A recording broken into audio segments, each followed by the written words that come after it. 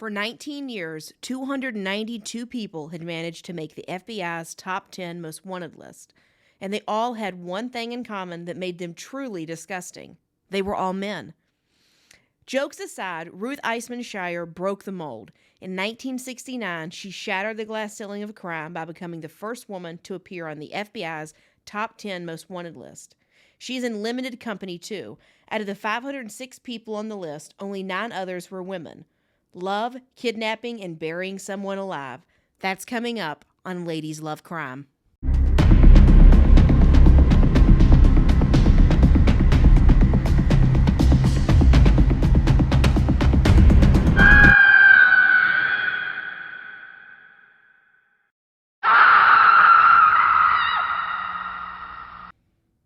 Racial justice, gay rights, feminism, and a pandemic. Oh, how history repeats itself. In the 60s, people had longer hair, better music, and flower power. But much like today, a virus was spreading across the country. The Hong Kong flu, or H3N2, began in 1968. Nearly 1 million people died worldwide, and about 100,000 died in the United States. But for one girl, self-isolation took on a whole new meaning. Barbara Mackel was a 20-year-old student at the prestigious Emory University in Atlanta. She was young and pretty, but that's not what made her a target. It was her father. His name was Robert Mackel, and he was a developer on the Gulf Coast of Florida. Along with his 2 brothers, he co-owned General Development Corp. It was the largest development company in Florida at the time. He turned thousands of square miles of Florida swampland into residential communities for the middle class.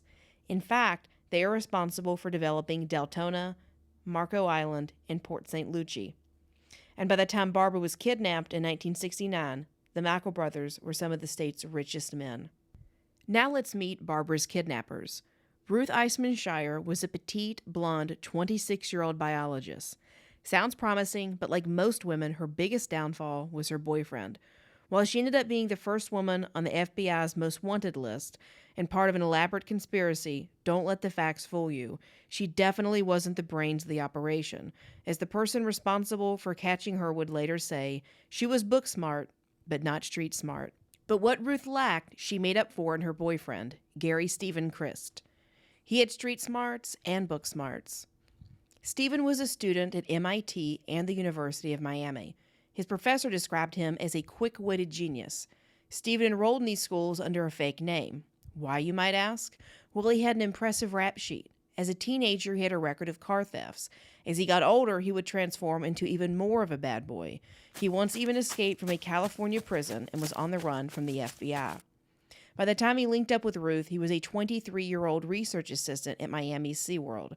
A bit of a doughy face with brown eyes and brown hair styled as a short crew cut, he looked approachable. There was nothing distinctive about him. If you didn't know he was a fugitive, you wouldn't have guessed it. No strong jawline, no stunning features, just a simple-looking guy.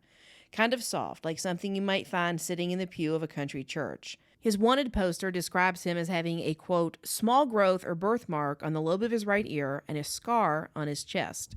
And he's been known to wear a beard in the past. Around 6 feet tall and a medium build, he wasn't physically intimidating either. But there was something dark in him. Stephen's former parole officer noticed this. To paraphrase him, he would say you could depict him as the devil himself almost. He would go on to say that you can depict him as the wayward child gone wrong. You can present the character of Gary Christ in any light you want. He was an average-looking guy, but he was smart and he was a bad boy. That was enough to make Ruth swoon. After her capture, she would profess her affection for Stephen, saying, quote, I was very much in love. And that love was deadly, saying, quote, I was prepared to do anything he asked of me.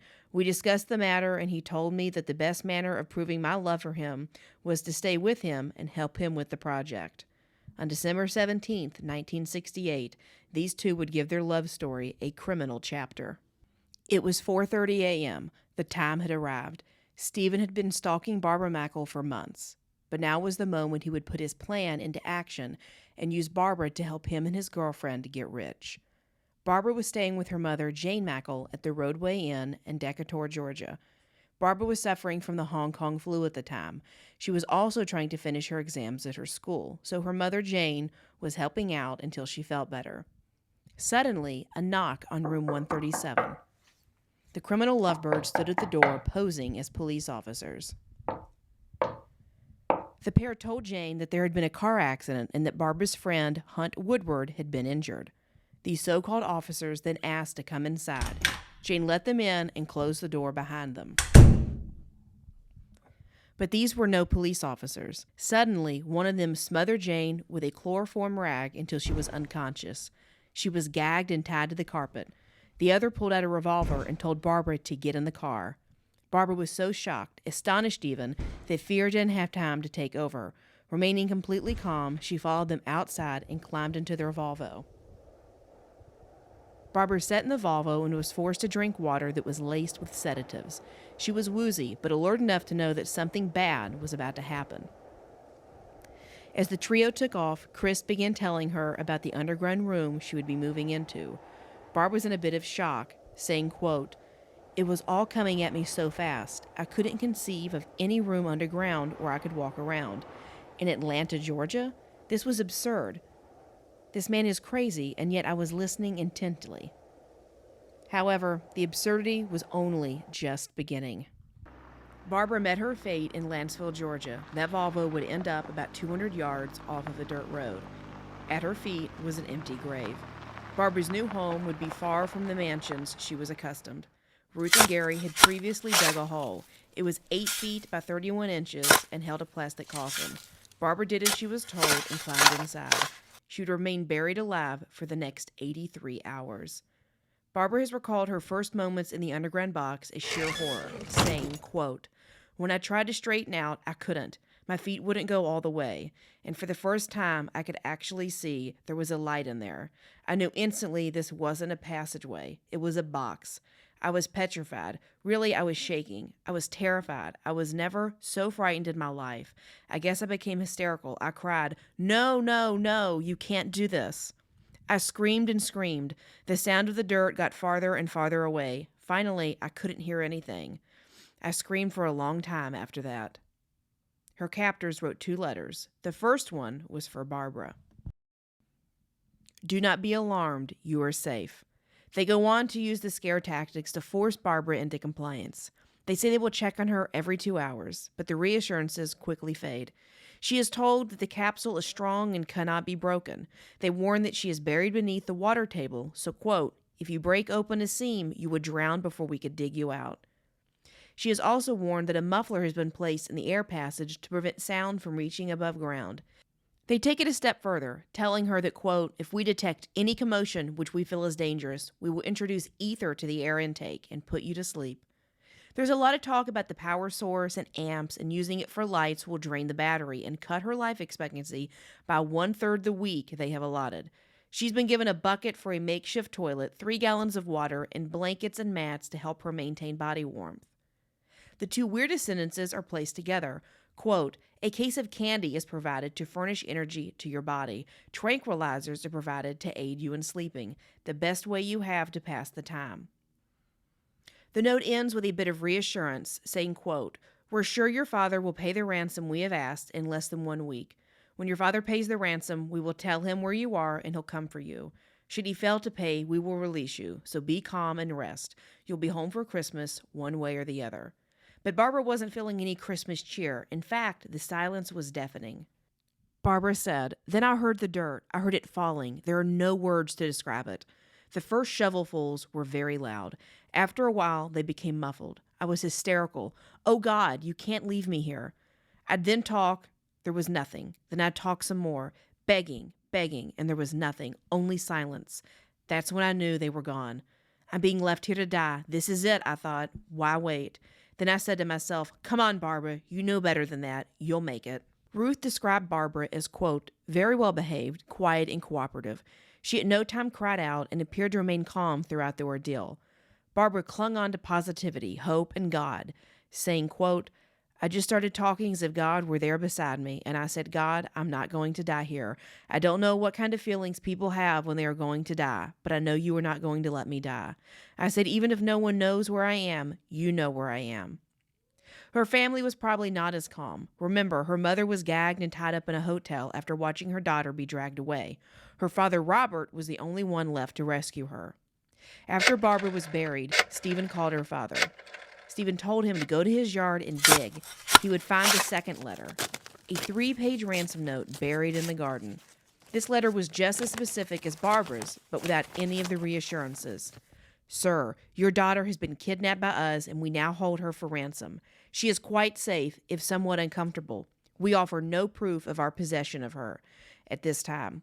It will arrive by mail in a few days. Barbara is presently alive inside a small capsule buried in a remote piece of soil. She has enough food and water and air to last 7 days. At the end of the 7 days, the life-supporting batteries will be discharged and her air supply will be cut off. Little chance of escaping. The box is in an unusual and lonely place. She has no chance of being accidentally stumbled upon.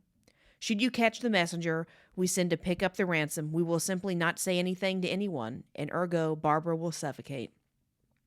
Should you catch all of us, we will never admit anything, as to do so would be suicide, and again, she will die. As you can see, you don't want to catch us, for to do so would be condemning your lovely and intelligent daughter to death. The ransom they asked for included $500,000 in recently issued $20 bills, no older than a 1950 issue. No more than 10 notes, must have consecutive serial numbers, and it must be a variety. The notes must be Federal Reserve notes of standard configuration. No more than 1/2 of the notes may be uncirculated, no form of marking the bills, and the bills must be stuffed inside a specifically sized suitcase that they detailed. They said, quote, "Please note that the bills will undergo a minimum of 8 hours of intense examination before we allow you to have knowledge of the subject's whereabouts. We have planned a series of 44 tests on a large representative of bills." Robert was given specific instructions on how to notify the kidnappers that the ransom was ready. They told him, quote, "Call all the Miami area major newspapers and place the following ad in the personal section of the classified advertisements. Loved one, please come home. We'll pay all your expenses and meet you anywhere at any time. Your family." But even the drop was something out of a movie. Specific instructions on the number of rings, connection, the time frame of the drop. They couldn't alert the police, and they had to dress in all white and drive to Lincoln for the delivery. There'd even be a flashlight that would continuously go off to indicate the location. If everything went well, he would receive a call about his daughter's whereabouts 12 hours later after they got the money. However, any deviation from this outline will result in your death. The plan went the way of Murphy's Law. Robert Mackel jetted off with a suitcase of $500,000 to Biscayne Bay, just south of Miami. On the way there, he got lost. Finally, he arrived and placed the briefcase where he was told. Ruth and Chris swooped in and grabbed the cash. On the way back, they crossed paths with some police officers. The cops didn't know about the kidnapping, but here they were staring the perpetrators in the face. Immediately, Ruth and Chris assumed the cops had been tipped off. Panicked, they dropped the cash and ran away. The officers then opened fire. Police recovered 2 bags containing the cash, scuba gear, and a rifle. In the chaos, Ruth and Chris made a stupid mistake, one that would ultimately lead to their capture. Law enforcement found the blue Volvo the couple drove. Inside was paperwork that identified both Ruth and Chris, nude Polaroids of the pair, and the photo of Barbara holding a kidnapped sign that was attached to the ransom note. The kidnappers were outed. The hunt was on. The father put out another ad in the Miami Herald, hoping they would give him another chance. They did. He got another call on a new drop location. Ruth was spooked and feared getting caught again, so she took off on a bus headed to Austin, Texas, where the lovebirds would rendezvous later. After Chris got the money, the two would jet off to Europe together. The second attempt worked. Chris drove to West Palm Beach and bought a small motorboat. He was planning to head across Florida on the Okeechobee Waterway toward Fort Myers, cross the Gulf of Mexico, and meet up with Ruth in Texas. The marina owner found it fishy that a bearded man was paying with $20 bills and called the cops. Warrants were issued, and Ruth and Chris were now on the FBI's most wanted list as number 292 and number 293. Ruth had just broken the glass ceiling of crime, as she was now the first woman to make the FBI's most wanted list. Almost 50 hours after they got their money, Chris tipped off the FBI with Barbara's location, which was near Duluth, Georgia. Over 100 officers searched for the grave. Once they spotted the ventilation tubes, they began digging with their bare hands. Barbara recalled her being rescued from the box, saying, quote, "I'd never felt such a wonderful feeling of relief. I heard prying, all sorts of sounds, and then finally they opened the lid and the dirt was falling in, and everything was light. I stuck my head out and it was so bright I blinked. I saw hands reaching for me." She was dehydrated and had lost 10 pounds, but other than that, she seemed fine, saying in a press conference that her captors treated her humanely. Meanwhile, Ruth was waiting on Chris to arrive in Texas. Chris was on his way, sailing across Florida. In Caloosahatchee, the man operating the boat lock called BS on Chris' "I lost my registration" story and called the police. A high-speed boat pursuit began. Police boats and helicopters began tailing Chris. He eventually got out and continued his escape on Hog Island by foot. The FBI and police surrounded the island. After a 12-hour chase, Chris was finally arrested, and nearly all the ransom was found. Ruth would last a bit longer. It wasn't until 79 days after the kidnapping that she would be arrested. Ruth was busted by another woman breaking the glass ceiling, except she was on the right side of the law. Jean Pierce was a 25-year-old employee at the Oklahoma State Bureau of Investigation. She was also Oklahoma's only female fingerprint analyst at the time, and she was the one who busted Ruth. Ruth applied for a job at Central State Hospital. Unfortunately for her, you're required to have a background check and be fingerprinted. Price received those prints and compared them to the prints found inside that blue Volvo. It was a match. Behind the sensational media coverage were two people charged with serious crimes bearing serious consequences. Ruth pled guilty and was sentenced to 7 years in prison. According to the Kyla Star, Ruth reportedly said after her sentencing, quote, "Now my conscience is at ease and I am at peace with myself." She professed at the time she did this out of love and dedication to Chris. Either the truth or unearned sympathy, Ruth said, quote, "I was so worried about Barbara, I understood that it would be best to resign myself and try to help Barbara in every possible way that I could." Chris was sentenced to life in prison. Love doesn't seem to be the motivator as much for him. Chris' former parole officer seems to have an idea of what inspired his actions, saying, quote, "I don't think money was the primary motivation. I think it was more the challenge. I honestly believed he pulled a caper like this because everybody told him it was impossible." The kidnapping wasn't just a local story. It made national headlines, with Time magazine publishing 2 stories on it. The FBI investigator from the Kennedy assassination was asked to oversee the case, and President Richard Nixon, who knew Robert Mackel personally, met with Barbara and encouraged her to write a book about her ordeal. Barbara did exactly that. Her book, 83 Hours Till Dawn, was released in 1971. This was then adapted into 2 different movies, The Longest Night in 1972 and 83 Hours Till Dawn in 1990. The Mackel brothers, who built Daytona, didn't stay together. In fact, the Mackel Company website says the families drifted apart. Their company website claims, however, that from what they have heard, she was, quote, "had no serious after effects." According to the Mackel Company, Barbara's family is amazed as to how unaffected she seems by the kidnapping. Barbara went on to marry her college boyfriend and have 2 children. She hasn't given any interviews since her book was published. Ruth was sentenced to 7 years in prison and was deported to her homeland of Honduras. After the kidnapping, she too went on to lead a normal life and even become a grandmother. Stephen never quite got it together. He beat the death penalty but was sentenced to life in prison. He was paroled after 10 years and became a doctor in Indiana. In 2001, he was granted a probationary license due to his past. Shockingly, felons are not prohibited from getting a medical license. However, Chris' license did have some restrictions. He was to be on indefinite probation, would have to appear before the board every 6 months, required to submit a psychiatric evaluation, and he could not prescribe certain drugs. His license would eventually become suspended. The town of Chisney was rather upset. If Chris left, the town would be without a doctor. Chris managed to even get the town's reverend to come to his defense at the medical board hearing. Ultimately, he lost his case and had his license revoked. Chris said afterwards that, quote, "I'm not going to be able to fulfill my dream. I tried to be a beneficial part of society. They wouldn't let me."